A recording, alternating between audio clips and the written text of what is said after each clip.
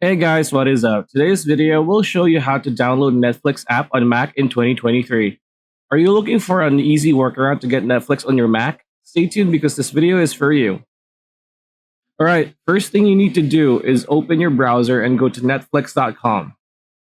Once in the website is loaded, click one time on the tab and drag the URL of that page and drag it to your desktop. This will create a browser shortcut. When you open the shortcut, it will bring you directly to the Netflix website. The next thing you need to do is go to macosicons.com. That is macosicons.com. On the search bar, type Netflix and choose an icon that you like.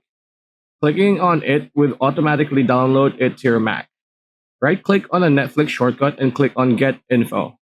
A tab will open on the side. Drag the Netflix icon you downloaded to the upper left of the tab. This will replace the default icon with the one you downloaded. Next thing you need to do is rename the shortcut to just Netflix instead of the complete URL. It's that easy.